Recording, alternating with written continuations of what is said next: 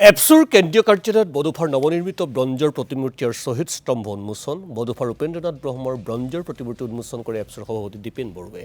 প্ৰতিমূৰ্তি উন্মোচন কৰি দীপেন বড়োৱে কয়, বডোফাৰ প্ৰতি পূৰ্ণাবয়বৰ প্ৰতিমূৰ্তি নিৰ্মাণ আৰু স্থাপন কৰাৰ বহুদিনীয়া সপোন আছিল। চৰকাৰে এপছুৰ দাবী পূৰণ কৰিলে। বডোফাই বড়ো জনগোষ্ঠীৰ গণতান্ত্ৰিক সংগ্ৰামক সদায় এক বিশেষ মৰ্যাদা দি আহিছিল।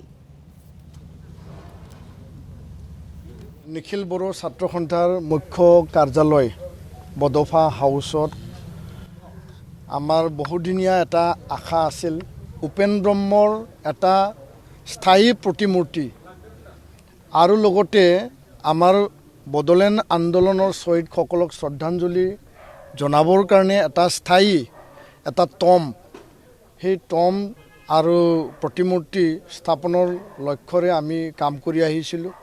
আৰু আজি আমি বাস্তৱত এই যি উপেন ব্ৰহ্মৰ স্থায়ী প্ৰতিমূৰ্তি আমি আজি মুকলি কৰিলোঁ। আৰু লগতে শ্বহীদসকলৰ মানে সেৱা জনাবৰ কাৰণে শ্বহীদসকলৰ নামত এটা স্থায়ী টম্ব আমি নিৰ্মাণ কৰি ওলালোঁ।